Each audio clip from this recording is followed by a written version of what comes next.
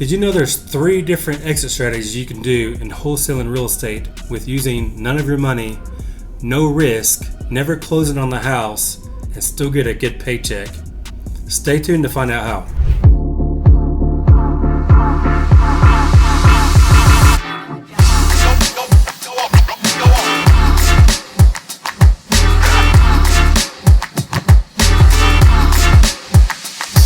Hey, what's up?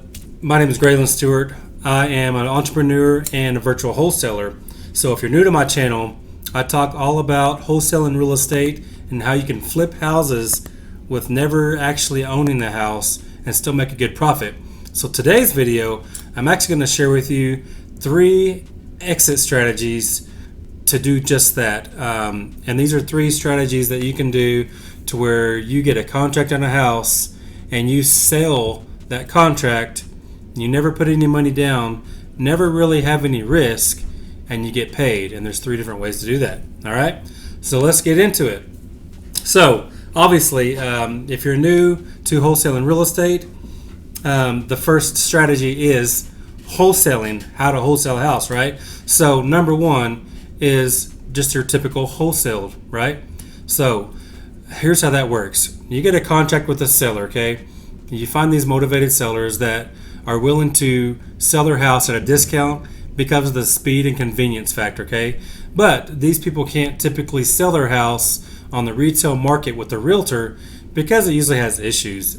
Oftentimes the house is very distressed in different ways, meaning it needs a lot of repairs, whether it's a worn out roof, they never take care of the lawn, siding may be falling off, foundation might be cracked and distraught. Maybe there's just a ton of wear and tear in the house that they haven't taken care of it over the years. And other scenarios, they might have inherited a house to where a family member passed away and it was left to them, and now it's up to them to maintain the lawn, pay the taxes every year, and do all those things to keep that house up, and it's a headache for them. So long story short, somebody is motivated to sell a house, and you get that house under contract, okay, at a discount because you're providing a quick sale as is, where they don't have to make any repairs or anything like that, and that's appealing to them because they can get out of it quickly, because realtors have turned them down saying you have to fix this, and this, and they don't really have the money to do that. So that's where we come in as wholesalers to save the day, to make a win-win-win scenario, okay? It's going to be a win for the seller because we're providing a service for them to where they can sell their house as is and quickly, okay? It's going to be a win for us because we're kind of playing the middleman in this whole scenario where we get a paycheck. But it's going to be a win for our ultimate end buyer, our cash buyers, as it's mostly referred to in the industry.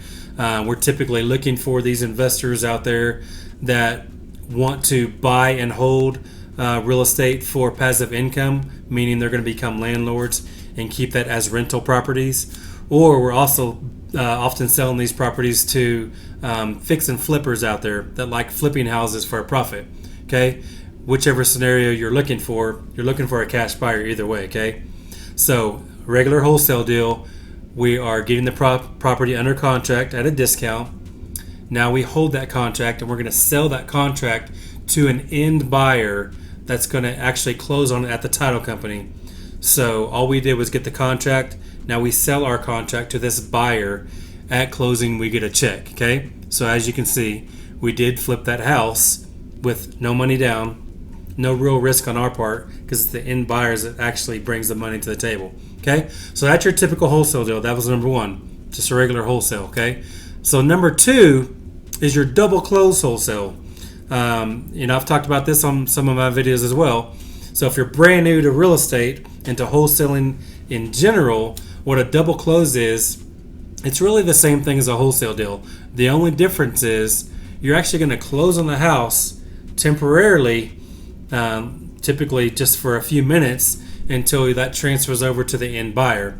So the reason that you use this strategy sometimes, and I know some wholesalers that they double close on everything, whether they're making $200 or $100,000 on the deal.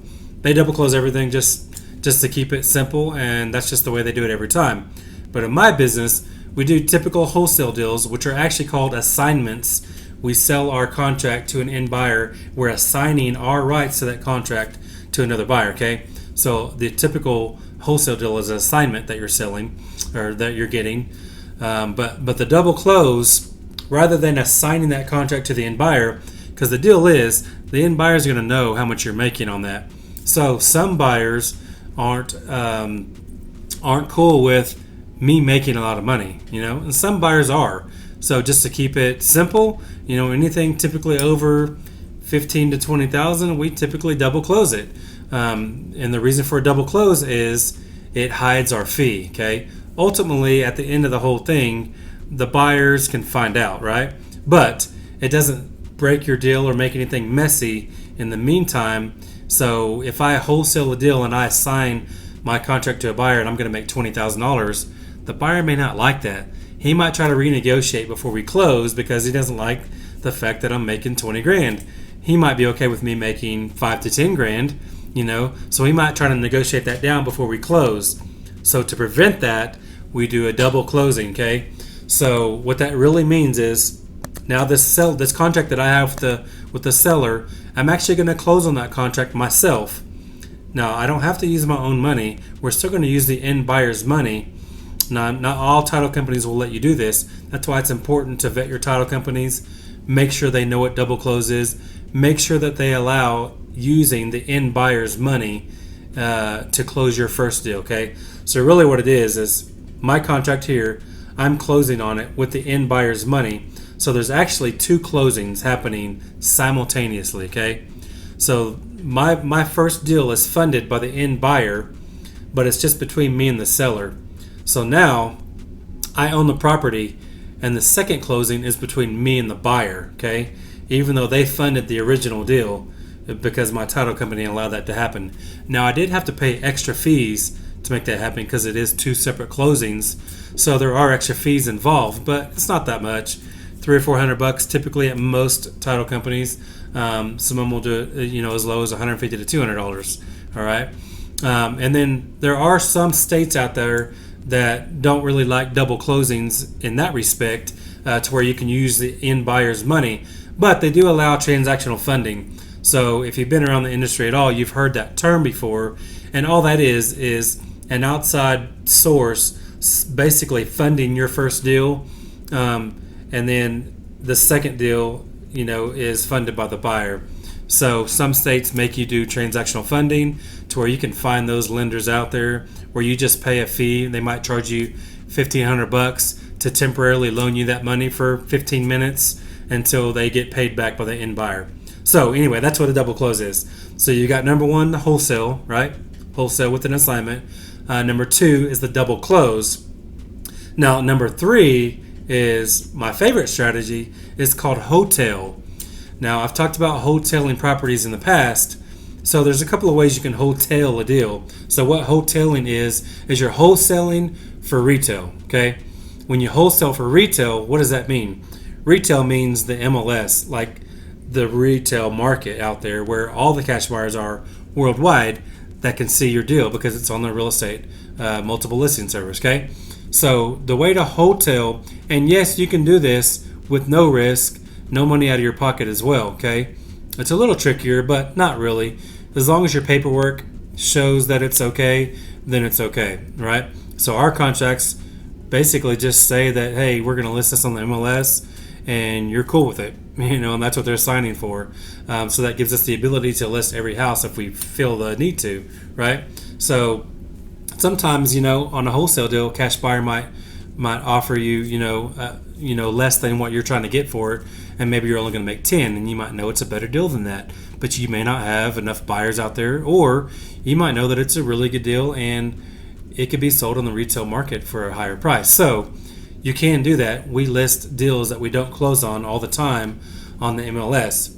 So just be careful. I'm not an attorney.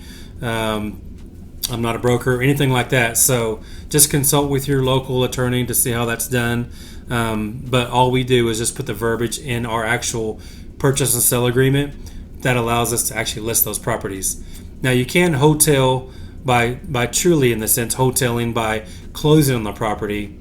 and you might hold the property for a week or so before you list it, because you might want to just clean it out a little bit, then list it on the market and resell it.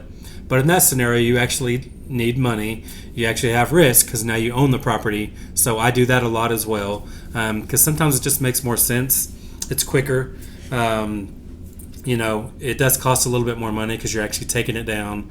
So you're actually closing on the property and all those things, cleaning it up, relisting it later, paying realtor fees, and so on. But the hotel, as far as the wholesaling version of it, yes, you can list that on the MLS with the contract in place that states that you're allowed to do that. So we'll get the contract with the seller. We'll list it on the MLS with our realtor, like we use a flat fee broker, basically, that we're allowed to list it for $150, and we do this nationwide. And then it's just on the retail market. It's a cash sale still, but now we're looking at those more retail cash buyers, and there are the typical cash buyers out there that look on the MLS as well, but they typically have lower offers. But there are the newer investors out there that have cash, or the doctors, lawyers, attorneys, the people that make a lot of money out there that want an investment property, and they're looking on the MLS because that's the only way that they know how to do it. So we do hotel those deals. They're still as is for cash because you can't get a loan on these houses typically. But that's our third way to do it, is hotel. Okay, you're basically wholesaling for retail. So all three of those scenarios are no risk, no money out of your pocket. We don't even put earnest money down on those. And I can do a video on that, but I've talked about that on a lot of videos before, where you don't even need earnest money at all, because ultimately your end buyer is putting that up. So as long as you have a good deal and you know what you're doing, you can get away with that. So anyways, those are your three ways. We got our wholesale through an assignment. We got our wholesale double close, to where you're closing on it temporarily, reselling it to the end buyers same day, right? And then we've got our hotel, which you basically just list the property, look for that retail market buyer, and then close on it the same way you would normally. All right, so hopefully that made sense. Drop me a comment to see if that made sense to you or not, and give me some scenarios to where you've actually done one of these three strategies, or maybe all three of these. That'd be awesome. I'd love to hear your stories, and I love to hear about people's deals and my own deals. We love them. We live and breathe real estate, wholesaling all day, every day. So anyways, hopefully that was valuable to you. Please drop a comment if you got one. Give me a thumbs up if you don't mind. Give me a thumbs down if you absolutely hated it. And nevertheless, if you stuck around this long, please subscribe. I'd appreciate that. And I will see you guys in the next video. Take care.